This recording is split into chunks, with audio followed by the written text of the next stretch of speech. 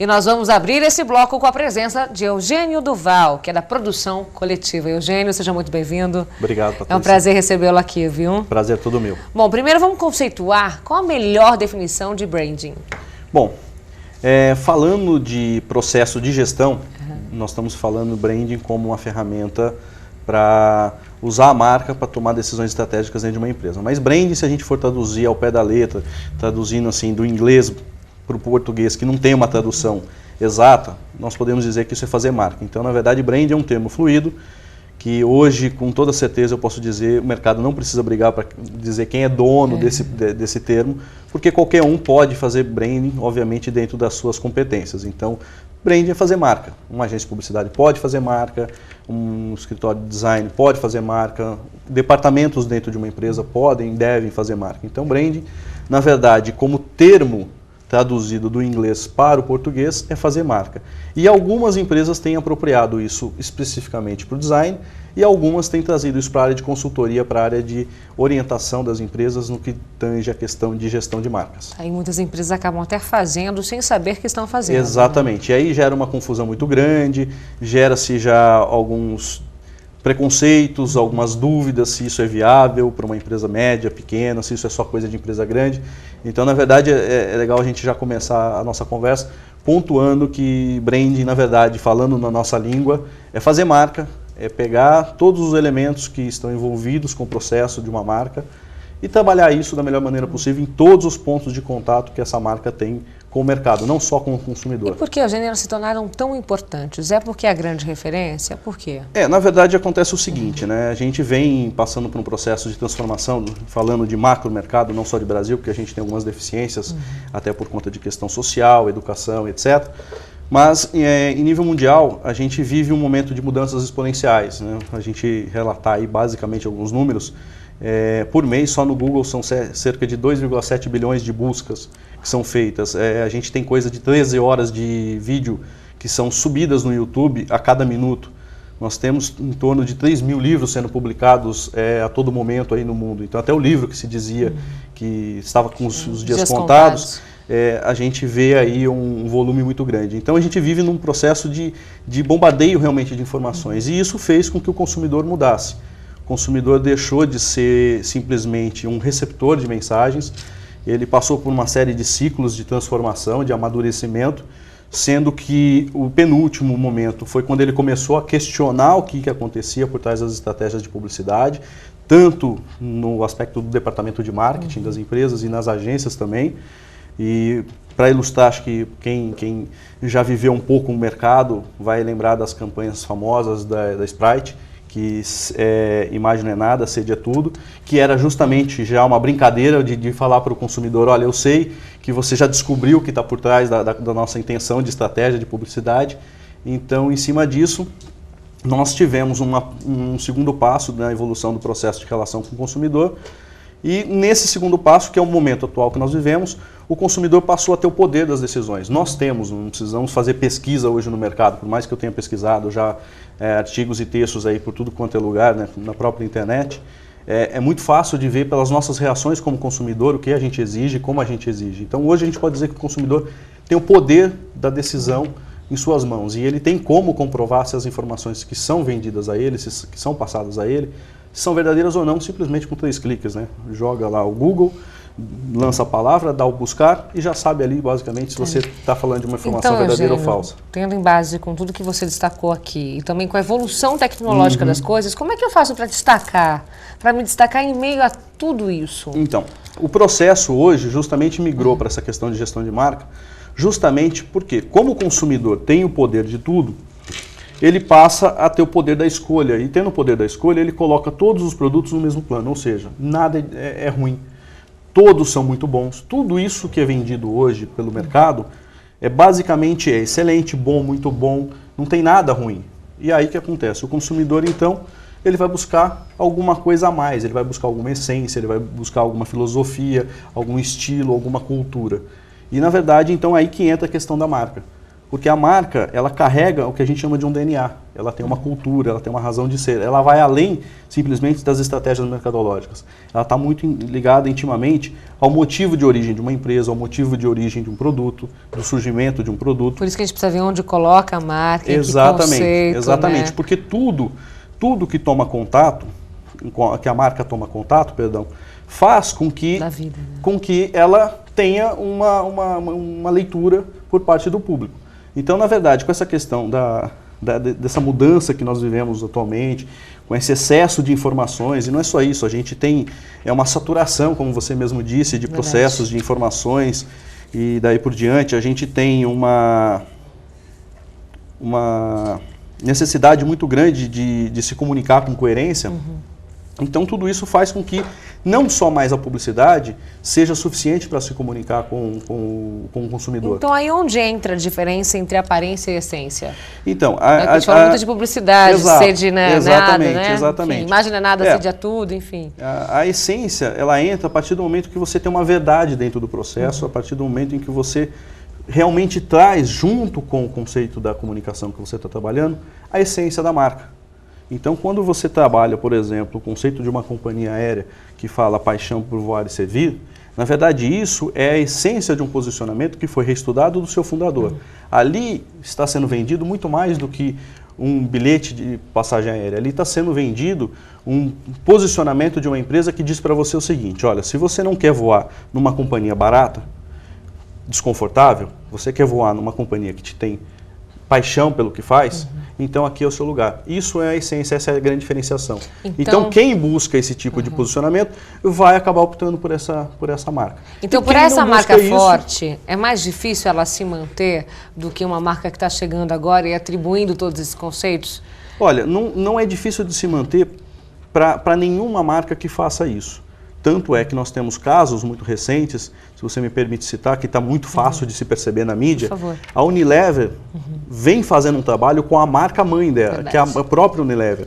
Por quê? Porque até tempos atrás, o consumidor não tinha preocupação de descobrir ou saber quem estava por trás do Omo, da Seda, da Hellmann's.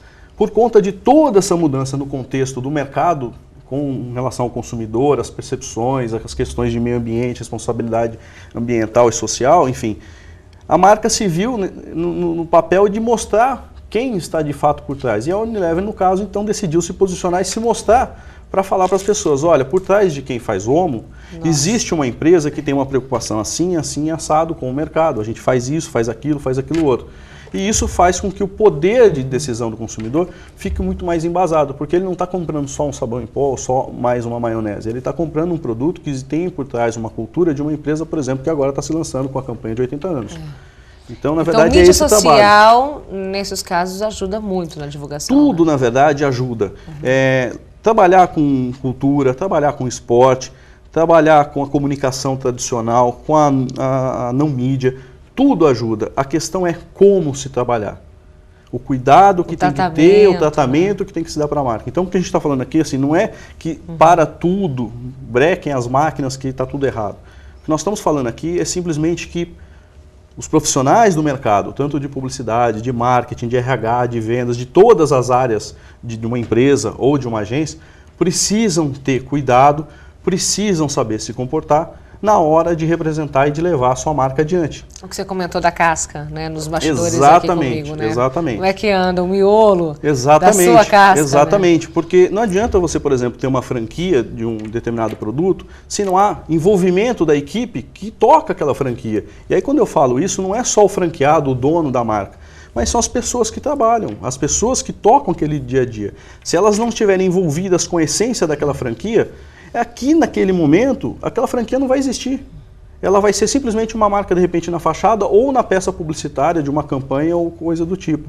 Mas, em termos de ação, ela não vai ser nada mais, nada menos de que mais uma commodity que vai permitir com que o consumidor ponha no mesmo prato das demais que também não tem esse processo de gestão de marca e faça ali uma escolha muito mais aleatória, sem valor, sem distinção. Enquanto que o contrário ocorre e por isso você tem hoje grandes companhias com grandes resultados, justamente porque fazem o quê? Fazem gestão de marca. Então, Eugênio, para quem está ouvindo a nossa conversa agora e falar, tudo bem, eu quero isso para mim, então, como é que eu vou trabalhar isso para a minha empresa a partir de agora? Como é que eu vou conseguir aplicar esses valores na minha marca? Olha, para começar, justamente lembrando do que nós falamos no começo da nossa conversa, compatível com qualquer tipo de empresa, qualquer tipo de estrutura, qualquer negócio.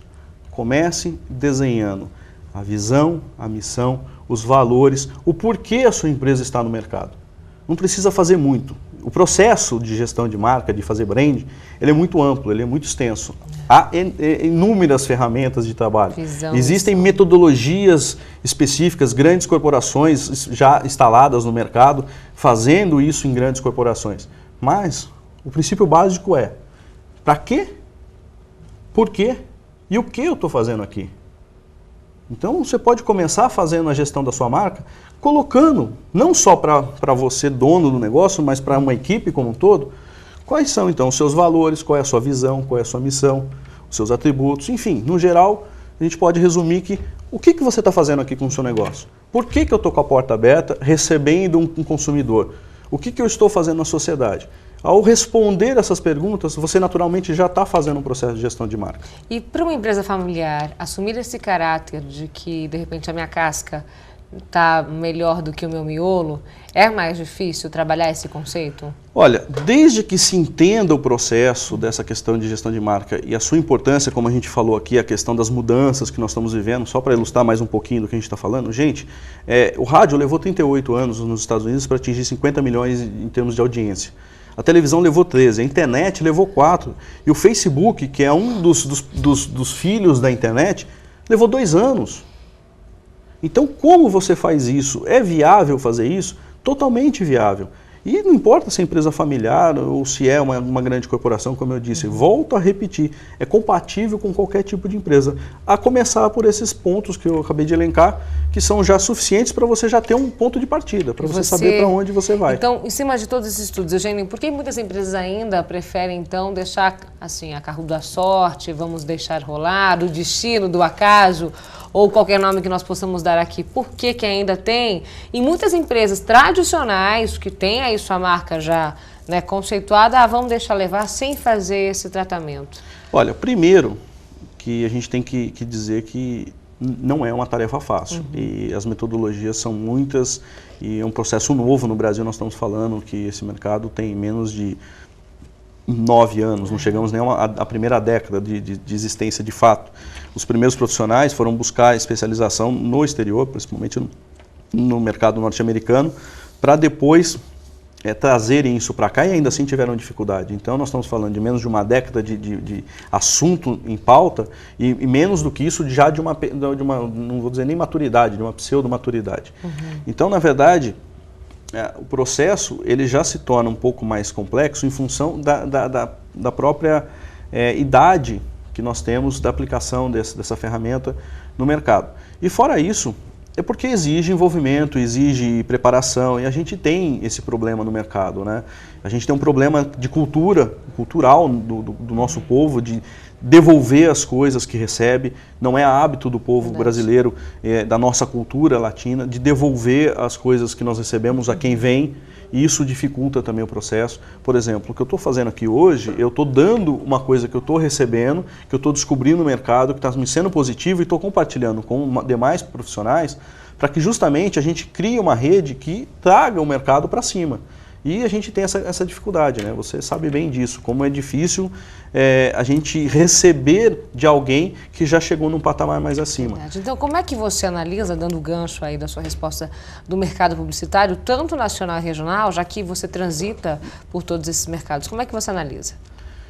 Olha, falando de mercado regional, falando até de mercado nível nacional, tirando o grande mercado, que a gente fala São Paulo, eixo Rio-São Paulo e tal, existe uma carência muito grande porque é muito fácil, ou está sendo muito fácil, ou foi muito fácil, vamos até colocar melhor, até tempos atrás, de se obter algum tipo de receita. O que acontece agora, que inclusive com essa última crise vivida, o processo mudou mais ainda e o consumidor está mudando. É que no Brasil, como eu disse lá no começo da conversa, a gente está falando de cenário macro porque o Brasil tem muitas deficiências. A gente ainda tem uma classe dominante de poder de consumo muito grande que não tem acesso a um nível de informação que permita ser um consumidor, por exemplo, crítico. Quando eu falei ali de consumidor que tem o poder da decisão, vamos ser muito claros e entender que quem faz isso hoje com alguma propriedade é a classe AB. Não vamos querer que a classe C ainda bata no peito, vá no PROCON e vá reivindicar. Isso é muito pouco. Eles às vezes até fazem mais do que nós, mas nós, até pela nossa formação, pelo nosso acesso à informação, a gente é mais exigente. Então essa questão de falar de mercado, porque a gente tem no mercado Rio-São Paulo, a gente tem uma concentração de classe AB muito grande. A gente tem uma grande concentração de poder de consumo. Então, naturalmente, o poder de consumo está atrelado ao poder da informação e aí você tem uma demanda. E a partir do momento que você tem a demanda, o mercado corre para poder suprir. Tanto que eu estava aqui aguardando para a gente começar a conversa, eu estava olhando um jornal onde tinha o Fábio Fernandes da FNASCA falando justamente de que a gente precisa viver a marca intensamente para poder fazer um bom trabalho. Ele estava falando até em função de um trabalho que ele está fazendo à frente no departamento de marketing de um clube de futebol, onde, ao startar uma campanha de relacionamento, de fidelização de sócios torcedores, ele levou uma base que tinha 1.000 inscritos, só em meia hora de lançamento da campanha ele já tinha chegado a 10.000. Isso eu estava lendo agora há pouco no jornal. Por que ele conseguiu isso? A rapidez com que ele implantou essa campanha e conseguiu o resultado. Porque, obviamente, é claro para mim que ele tem o acesso à informação e ele tem um conhecimento profundo da marca. Sabe usar as ferramentas. Exatamente, né? sabe usar as ferramentas. E como nós aqui não temos essa demanda por parte do mercado, então é muito cômodo, a gente acaba ficando na famosa zona de conforto. Então o que a gente tem que fazer? Já que o mercado ainda não gera demanda, temos que fazer, por exemplo, como eu estou fazendo. Eu estou forçando uma demanda. Então, quando eu vou a um cliente falar sobre comunicação, eu não falo nem sobre publicidade mais, eu falo sobre comunicação, porque eu procuro me envolver e conhecer o processo do cliente. Aí também não vamos falar daquela velha história que a gente sai da universidade já dizendo, né? Ah, mas a gente chega para perguntar para o cliente do negócio dele, a gente pergunta a verba e ele nunca abre. Aí fica difícil trabalhar. Gente, eu digo para vocês, para quem ainda acredita nessa conversa, você não precisa saber qual é o faturamento e qual é a verba do cliente para entendê-lo. Basta você entender os princípios que norteiam o negócio dele, já é meio caminho para você fazer um bom trabalho. Então, de novo, a dificuldade que o mercado do interior, e falando não só regional aqui nosso, mas o Brasil inteiro como um todo, a grande dificuldade é porque não existe essa demanda. As empresas ainda que ocupam esse macro-universo do mercado brasileiro e que não estão envolvidas aí no grande consumo do eixo Rio-São Paulo, elas não se atentaram para essa questão. Elas ainda não tratam o cliente da forma como deveriam. Mas a coisa está mudando. E pode mudar ainda mais de novo, então, repito, se nós fizermos o nosso trabalho. Falta postura e falta a gente acreditar. Acreditar que não é conversa. Eu mesmo tenho um cliente aqui em Ribeirão Preto que eu precisei convencê-lo. Agora, você convence com fatos, com números, e a internet, de novo, está aí para isso. A gente tem a geração pós-Google justamente para você jogar lá as informações que você busca e fundamentar algumas coisas. Então, é assim que você vai convencer. É buscando informação, estudando e levando para o seu cliente. Agora, precisa sair da zona de conforto. E por incrível que pareça, eu tive num treinamento sobre branding realizado pela Berge no capítulo do Rio de Janeiro, e a grande surpresa do profissional que estava lá ministrando, inclusive que foi um dos precursores dessa matéria no Brasil, ele se surpreendeu quando conversou comigo, porque só tinham profissionais de multinacionais, inclusive questionando o entendimento, o que era o tal do brand, porque haviam empresas dentro das suas companhias fazendo reposicionamento de marca, e eles estavam questionando os processos para saber se estavam corretos, se não estavam, porque era muito recente o processo, é ainda muito recente, como eu havia comentado. E ele se surpreendeu quando ele viu uma história que eu já estou aplicando isso em empresas de pequeno e médio porte. Então, é a prova de que é possível. Agora, a gente tem que fazer um esforço, a gente tem que se dedicar, tem que abraçar a causa e tem que levar ela adiante com vontade. É difícil o trabalho, mas é a única forma da gente conseguir. Tá aí, gente. Acho que com isso eu fecho essa grande entrevista aqui com o Eugênio, trazendo um pouquinho desse grande conceito para a gente, que é para parar e refletir mesmo sobre tudo que foi abordado na entrevista com o Eugênio Duval. Muito obrigada pela sua presença. Obrigado você, viu? Patrícia. Tudo de bom. Volte sempre aqui para o PTV. Obrigado. Sempre que vocês precisarem, a gente estará à disposição de vocês. Muito bom papo. Muito bom, né, gente? No próximo bloco, os melhores momentos e as entrevistas do Seminário de Comunicação, hein? Não perca. Eu volto já.